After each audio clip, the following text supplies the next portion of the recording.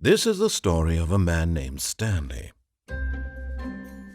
Stanley worked for a company in a big building where he was employee number 427.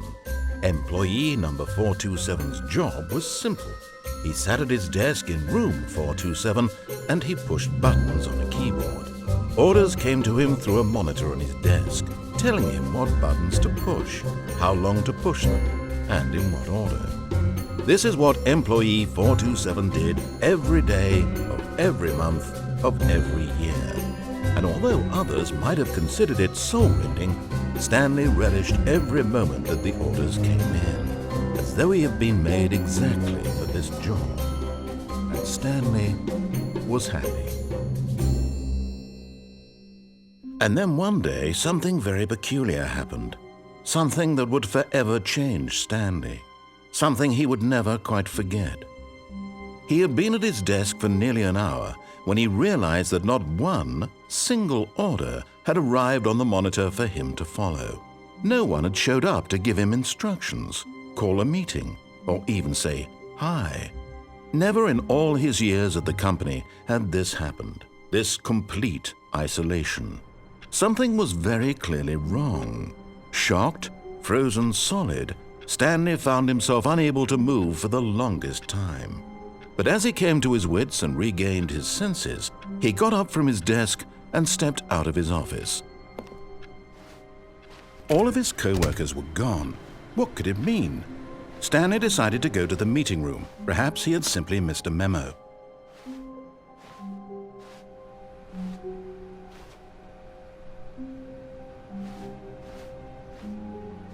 The confusion and the chaos all seemed to melt away as Stanley embraced the bucket.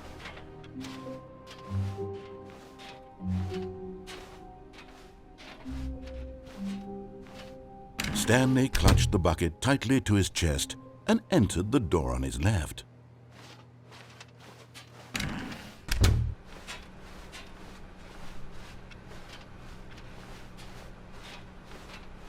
Still no one was here. Stanley needed the bucket's warmth and comfort now more than ever. Perhaps his boss's office was where he'd find answers.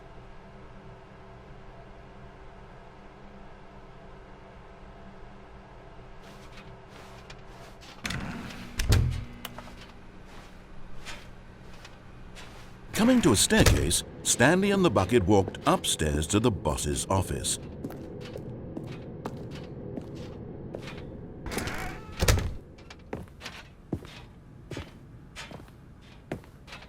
Stepping into his manager's office, Stanley was once again stunned to discover not an indication of any human life. Crushed by the weight of this revelation, Stanley may have broken down into an emotional dumpster fire if not for the soothing presence of the bucket. Even now, in his darkest of hours, did the bucket's warmth and guiding light pierce the dark clouds of confusion and chaos. It would be with him always. The bucket would, and he knew it. The two of them were inseparable. At this point, Stanley was so absorbed in the tender spiritual connection he shared with the bucket that he didn't notice the keypad behind the boss's desk. Nor in his bliss of simply being near the bucket did he have any notion that the PIN number for the keypad was 2845. But Stanley guessed the correct code by sheer luck. Was it that the bucket knew all along? Was the bucket guiding him? Yes.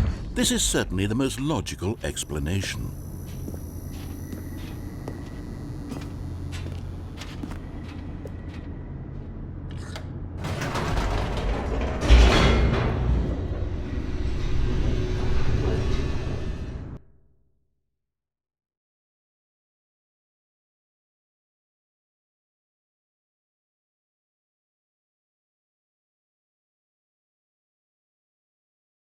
The elevator raced downward, plummeting towards an unknown fate. It would be all Stanley could do to keep himself together, if not for the bucket. Soothing him, comforting him, reassuring that in this darkest moment of uncertainty, he would be all right. The bucket is here for you, Stanley. Everything will be fine.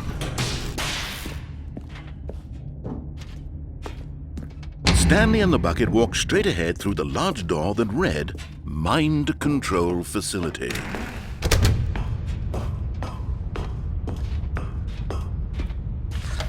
The lights rose on an enormous room packed with television screens. What horrible secret did this place hold? Stanley and the bucket both wondered to themselves.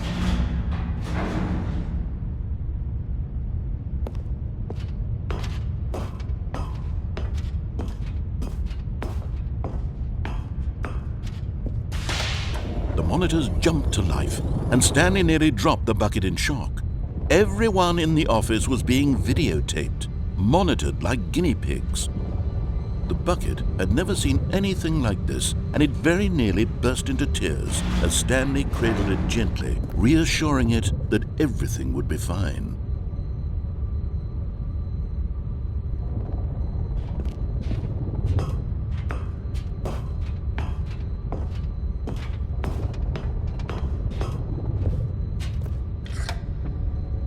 Was the bucket under the mind control facility's influence as well? Had the bucket been told to do things it didn't wish to do? What kinds of things does a bucket want to do or not want to do in the first place? These questions raced furiously in Stanley's feeble mind. No! He screamed into the bucket. He couldn't accept it. His own life in someone else's control, never!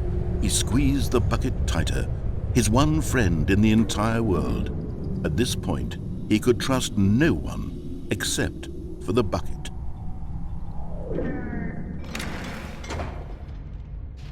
But here was the proof. The heart of the operation. Controls labeled with emotions, happy or sad or content. Walking, eating, working, all of it monitored and commanded from this very place. And as the cold reality of his past began to sink in, Stanley decided that this machinery would never again exert its terrible power over another human life. For he and the bucket would dismantle the controls for good. Two best friends, Stanley and the bucket, up against the world. They high-fived in a really cool way, and the bucket made a sassy comment about taking down the system.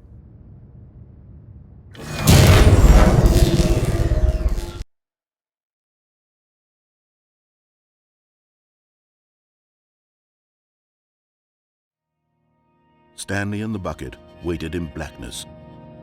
Was it over? Yes, they had done it. Stanley and the bucket had defeated their greatest and darkest enemy, freed themselves from the tyrannical grip of the evil mind control machine. Freedom was now mere moments away. Excitedly, the two of them began to discuss the kind of life they wanted to live once they stepped through this massive door. The bucket wanted to learn to roller skate. Stanley wanted to sneeze in every country on Earth. Both of them wanted to begin watching a movie, any movie, but then stop it halfway through and begin watching it in reverse from the end. True, it was a simple life they envisioned, but it was one they'd lived together, with one another to lean on, to trust, to support, and to... What? Wait. What was happening? Why had the door stopped? Was Stanley and the bucket not about to be freed? An unbearable silence filled the room, lingering in uncertainty, until finally the truth hit Stanley square in the face. This building did not want the bucket to leave. Even the facility itself recognized the incredible calming presence of the bucket, needed the soothing warmth of the bucket, would go to any lengths not to part with the bucket. No, no, no. Stanley can't leave this place, not while he has such a precious bucket in his arms, not while this building has anything to say about it. Stanley realized he would never again leave this very room, but at least he has the bucket. To be trapped eternally in darkness isn't really so bad, Stanley thought to himself. As long as I have my bucket with me, right? I'll be okay, won't I? Stanley gulped. Very soon now, he was about to find out.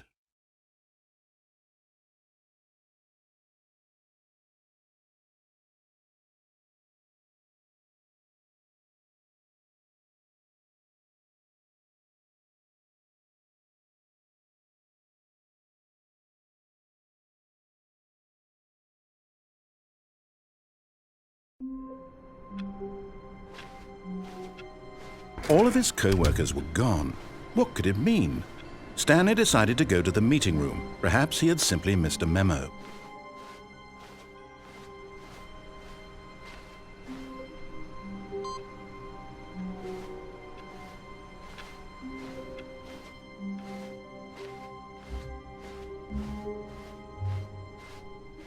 When Stanley came to a set of 2 open doors, he entered the door on his left. This was not the correct way to the meeting room, and Stanley knew it perfectly well. Perhaps he wanted to stop by the employee lounge first, just to admire it. Ah, yes, truly a room worth admiring. It had really been worth the detour after all, just to spend a few moments here in this immaculate, beautifully constructed room. Stanley simply stood here, drinking it all in. But eager to get back to business, Stanley took the first open door on his left.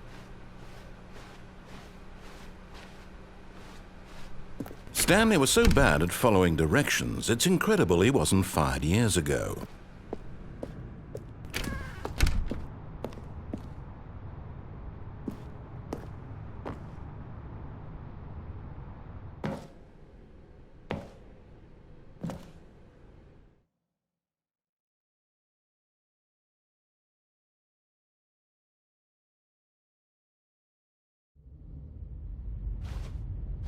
Stanley had now gotten himself so far off the beaten path that it seemed the office had begun so far off the beaten path that it seemed the office had begun so far off the beaten path that it seemed the office had begun so far off the beaten path that it seemed the office had begun so far off the beaten path that it seemed the office had begun so far off the beaten path that it seemed the office had begun so far off the beaten path that it seemed the office had begun so far off the.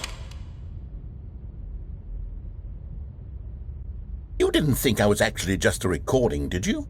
What a silly and trite explanation that would be. All the back and forth between you and me, all the absurd adventures we've been through, and it all turns out I'm just a tape recording? It was all just in Stanley's head.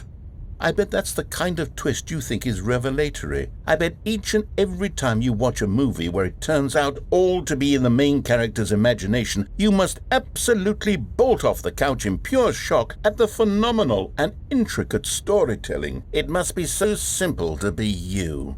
Life being an unending waterfall of surprises and delights. How much more exciting you must find the world than the rest of us do. Now I've become sad. Look what you've done to me. This is all your fault.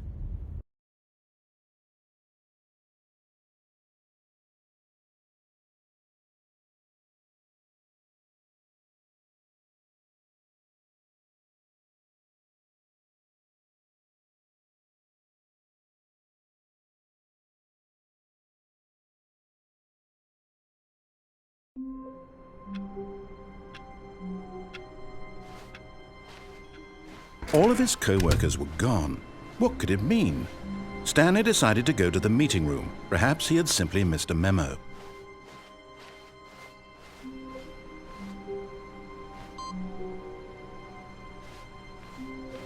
Warmth spread through Stanley's arms. With the bucket in his arms again, he was home.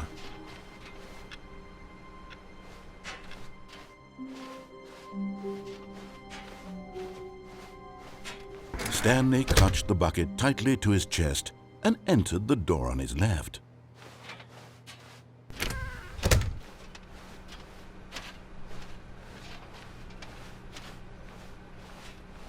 Still no one was here.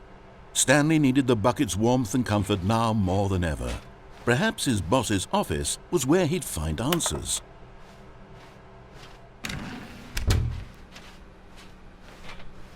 Coming to a staircase, Stanley and the bucket walked upstairs to the boss's office.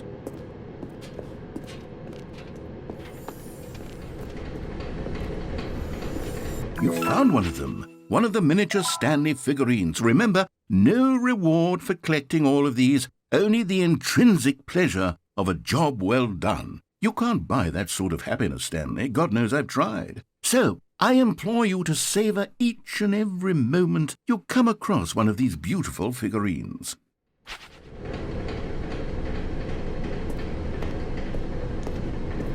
but Stanley just couldn't do it. He considered the possibility of facing his boss, admitting he had left his post during work hours. He might be fired for that. And in such a competitive economy, why had he taken that risk? All because he believed everyone had vanished? His boss would think he was crazy. And then something occurred to Stanley. Maybe, he thought to himself, maybe I am crazy. He looked down at the bucket in his arms. Am I crazy? He asked the bucket. The bucket returned his gaze, but said nothing at all. That's strange, Stanley thought. Usually the bucket is a source of guidance and wisdom for me in difficult times such as these. He held the bucket close, yet felt none of its familiar reassurance and comfort. And that's when Stanley realized, this isn't my bucket. It's just a normal, everyday bucket. Someone else's bucket, perhaps. How did I end up with someone else's bucket? This is all terribly wrong. Surely no good would come from this. Who knows what sorts of bizarre hallucinations Stanley might experience without the psychologically grounding presence of his bucket. And indeed, now he noticed that the rooms were repeating, which was, of course, very odd. And now he felt himself floating off the ground. Oh, gracious, he exclaimed. Without my bucket, I've gone truly mad. Where is it? I must find it. Far off in the distance now, he heard it, calling to him. Stanley! Stanley, it's me, the bucket. Could it truly be? He rushed forward from room to room, passing by one bucket after the next. None of them were his. None of them were his special bucket. Come to me, Stanley. Find me. He had to find the bucket. He had to return to his old friend. It was the only way to truly restore his sanity. And then suddenly, he froze dead in his tracks. He knew where the voice of the bucket had been coming from. The real bucket was inside of him all along. It was incredibly painful. Stanley doubled over in agony and blacked out.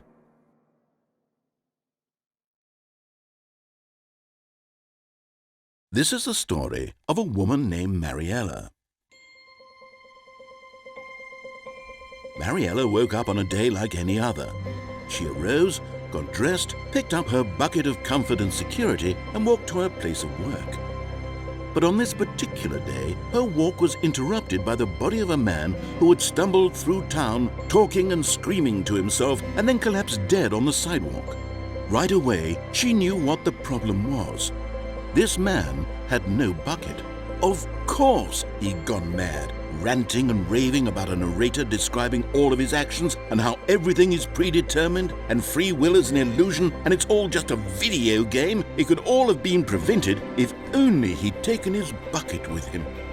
Perhaps he didn't even realize he'd forgotten his bucket at home in the first place. How cruel the world can be, Mariella thought, and she hugged her own bucket even tighter. But of course, she had no time for this. There were a myriad of confusing problems she would soon have to confront at work, for which her bucket would provide absolute guidance and total clarity on everything. Heck yes, she thought to herself, my life kicks ass. And she backflipped all the way to work.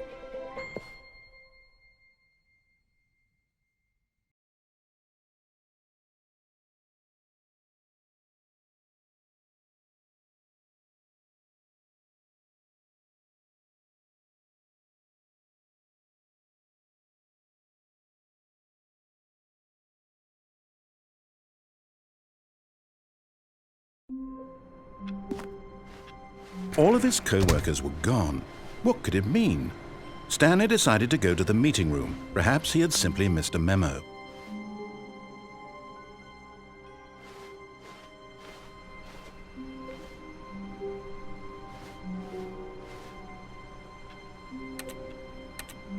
Stanley picked up the bucket and smiled.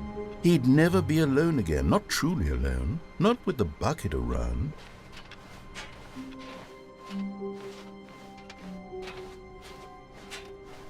Stanley clutched the bucket tightly to his chest and entered the door on his left. This was not the correct way to the meeting room, but Stanley had felt the bucket calling to him, telling him that the employee lounge was simply the place to be. And here it was. Had the bucket turned out to be correct? Was this better than the meeting room? Yes, Stanley thought to himself. Yes, perhaps it truly was. How insightful the bucket turned out to be.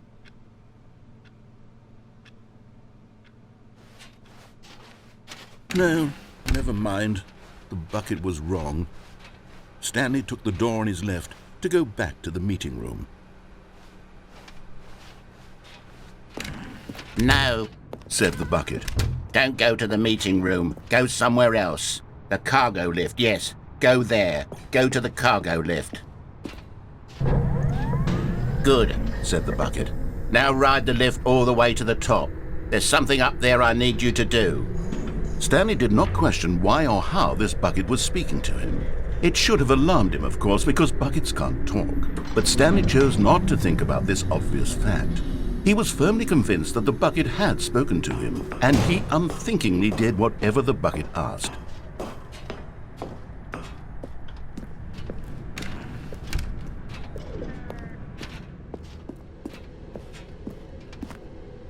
No, stop. Look there on the wall. You see, there's a sign right there. It says, "No buckets past this point." Stanley, how could you think it was okay to bring the bucket here? Unless, what if the problem is that you actually don't know what is a bucket and what isn't a bucket? I suppose that would explain a lot about your behavior up to this point. Which, if that's true, well, my goodness, I think we have to do something about it. This misunderstanding could have dire consequences on the entire rest of the game if not addressed quickly and properly. So much of the impact of the story is dependent on your understanding of what is and isn't a bucket. Please, step in here for a moment.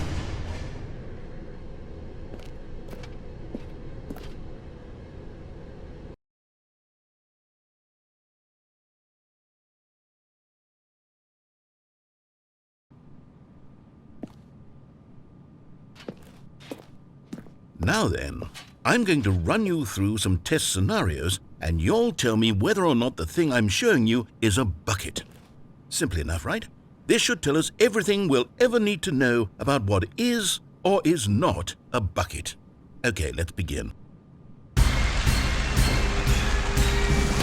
Item 1. Is this a bucket? Incorrect. It is a hologram of a bucket, not an actual bucket.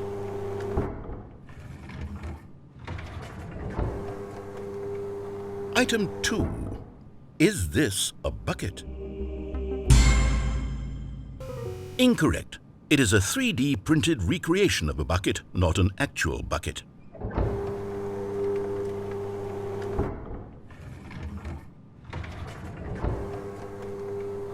Item 3.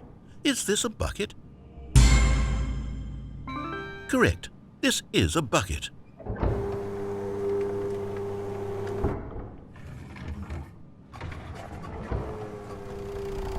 Item 4.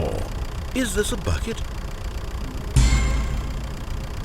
What? Are you hallucinating? This is a tractor. It's an enormous machine that tills the earth. I thought this was a gimmick. How on earth did you manage to screw it up? Absolutely incredible. Let's just move on to the next one.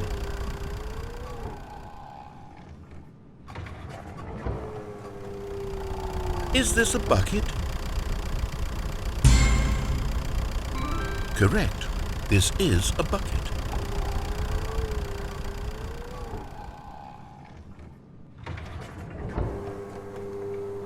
Item 6. Is this a bucket? Trick question. Both. Gotcha.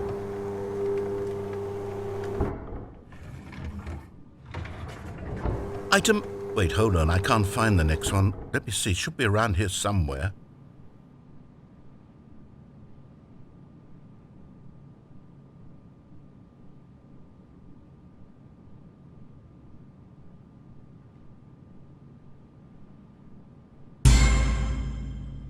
Yes, thank you. There's nothing here. Of course it isn't a bucket. We both know full well that nothing isn't a bucket. Wait, when I say nothing isn't a bucket, that makes it sound like I'm saying everything is a bucket, which of course is not true. Unless, is that what you think? Answer me straight, Stanley. Are you trying to tell me that you believe everything is a bucket?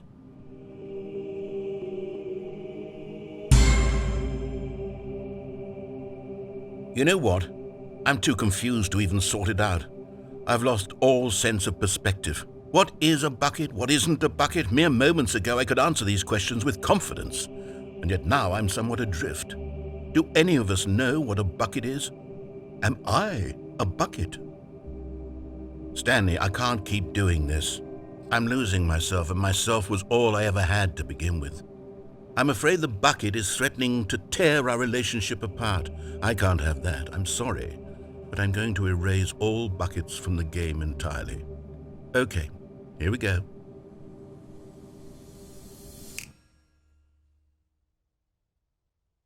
What happened? Is everything gone? Why did everything disappear? Wait, was everything a bucket? Every single thing in the game was a bucket? Oh my God, I had no idea. How could... Except me. I'm not a bucket after all. And you, Stanley, you're still here. You're not a bucket either. Oh, this is wonderful news. We're not buckets. Yes, I actually feel much more at ease right now. It's delightful to get some clarity on that issue, but it doesn't change the fact that we haven't got a game. So, tell you what, I'll reset everything and we'll put back all of the buckets, okay? And we'll know that it's all a bucket. But if you run into anyone else, maybe don't mention that. Who knows what that information might do to a person? All right, here we go.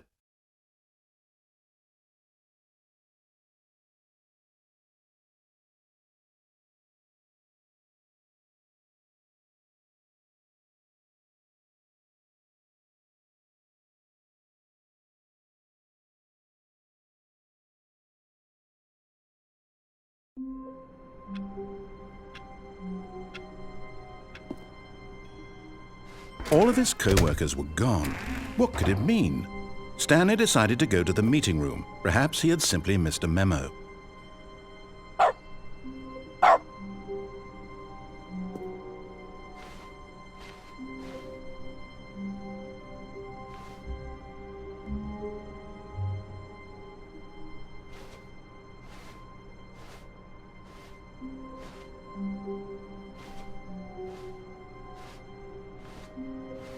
When Stanley came to a set of 2 open doors, he entered the door on his left.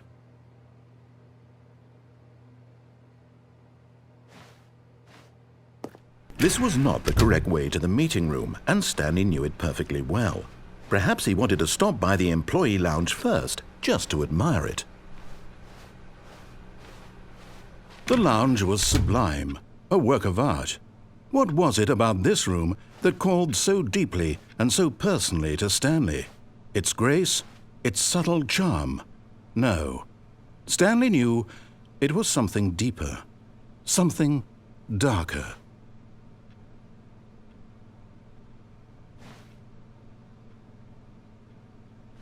But eager to get back to business, Stanley took the first open door on his left.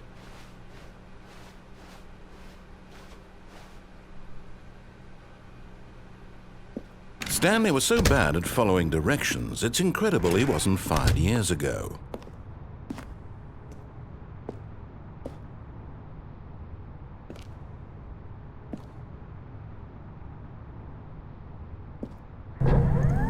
Look, Stanley, I think perhaps we've gotten off on the wrong foot here. I'm not your enemy, really, I'm not. I realize that investing your trust in someone else can be difficult, but the fact is that the story has been about nothing but you all this time. There's someone you've been neglecting, Stanley. Someone you've forgotten about. What? Really? I was in the middle of something. Do you have zero consideration for others? Are you that convinced that I want something bad to happen to you? Why, I don't know how to convince you of this, but I really do want to help you, to show you something beautiful. Look, let me prove it. Let me prove that I'm on your side. Give me a chance.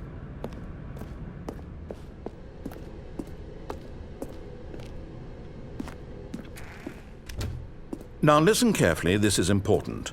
Stanley walked through the red door. Another miniature Stanley figurine. This, there really must be a snappier name for these things. What about mini-stands? Stanley figs? Or what about Stanlerines? Yes, I think I like that. Another Stanlerine under your belt.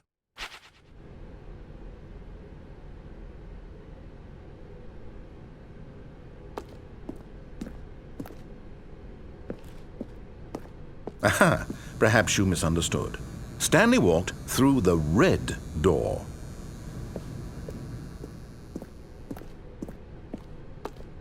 I still don't think we're communicating properly. Stanley walked through the red door. All right, fine. Go ahead, Stanley. You want to know so badly what's out there? You want to find out what lies at the end of this road you've chosen? Well, don't let me stop you. You see? There's nothing here. I haven't even finished building this section of the map because you were never supposed to be here in the first place. Broken rooms, exposed developer textures. Is this what you had wanted? Was it worth ruining the entire story I had written out specifically for you? Do you not think I put a lot of time into that? Because I did. And in the end, it was all for nothing. Because this is what you wanted to see. Help me here, Stanley. Help elucidate these strange and unknowable desires of yours. What would have made this game better? What did you want to see? Vehicles? Skill trees? Work with me. You've given me absolutely nothing so far. Tell you what. Let me take a stab in the dark at a new design, and you can give me some feedback.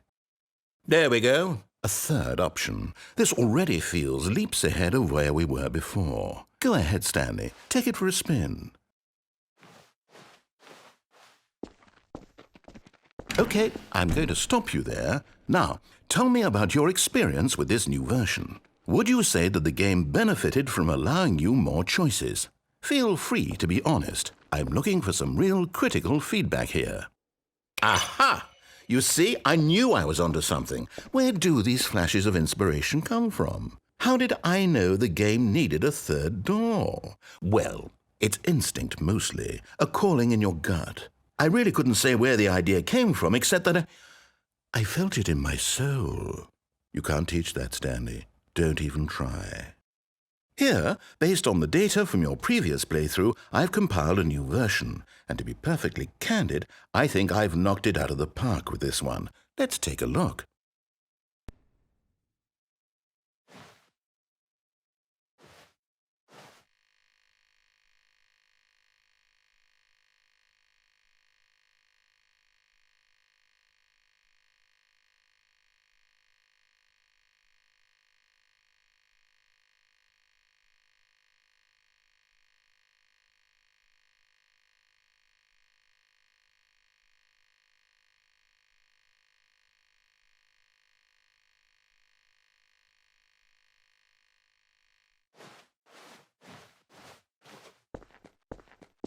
Now, would you say that competitive leaderboard helped you feel motivated to keep walking through doors? Again, honest answers, please. Hey, I nearly forgot. I've got a prototype of a new game I've been working on, and now would be a lovely opportunity to give it some playtesting. You wouldn't mind taking a look at it, would you? Perfect. Let me boot it up.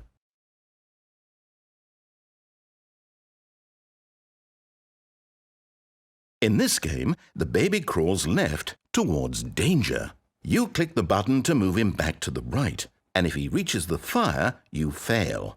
It's a very meaningful game, all about the desperation and tedium of endlessly confronting the demands of family life. I think the art world will really take notice. But of course, the message of the game only becomes clear once you've been playing it for about 4 hours. So why don't you give it 4 hours of play to make sure it's effective? Be sure to keep notes on your experience.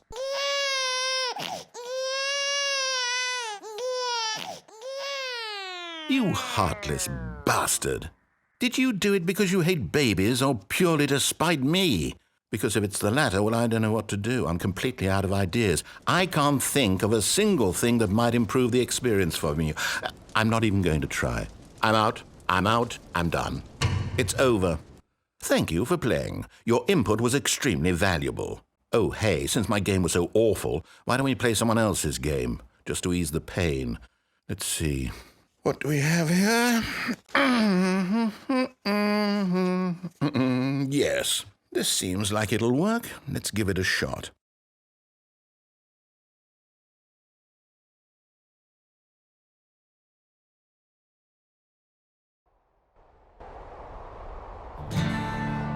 Aha! Fascinating. What do you think this game is about, Stanley? What's our backstory? What is our motivation? Well, it seems obvious to me that you are meant to play as a creepy man spying on innocent civilians below you from up high in your creep tower, perhaps for some sort of twisted erotic purpose. Yes, that must be it. What a fascinating venture into the experience of total mental depravity. So far, I love everything about this game, Stanley. And it seems there's even more. Come, let's venture outward and see what else is out there.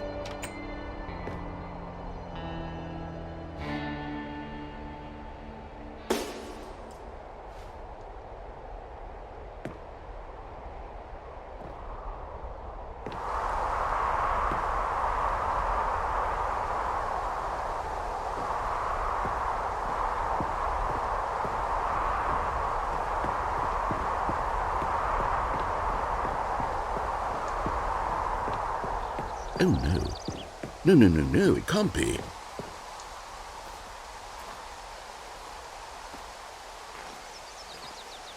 It is. It's an open world game. Good God, quickly block it off. Oh, thank goodness, Stanley. What a close call. You nearly wandered off into that thing, that big, open, just wandering around, no right or wrong directions, no path to follow. You can just go in any... Oh, thank heavens we avoided it. We're out of the woods now, Stanley. Okay, I'm going to get us out of here.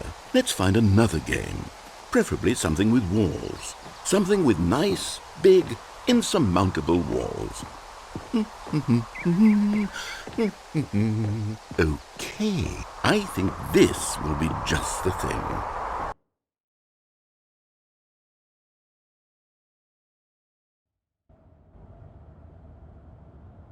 Wonderful. See, this is exactly what I had in mind. Just a nice big box for you to run around in. There isn't any possibility that you could get lost here. Now this is game design. Stanley, if you manage to get lost in this game, I will be phenomenally impressed. Okay, so what exactly do we do here? Let's see. There are lots of cars here in the back, but obviously there's no racetrack. Okay, I'm seeing that there's a ball of some kind back here. Is this game sports ball? Stanley, I think it's sports ball. Oh, what fun.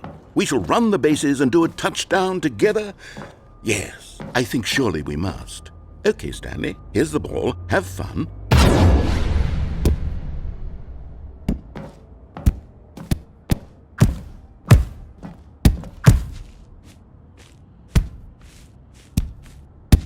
Are you doing it? Are you winning? Is this fun? Is it better than my miserable little story that I worked so hard on? Stanley, I have a thought. And I realize I'm not a sportsologist, but if one ball generates a certain amount of raw adrenal pleasure, then surely multiple balls makes for an even more euphoric sports experience. I'm going to try it out. Here comes another ball. Yes! Oh goodness, that really does feel Hold on. What are you doing?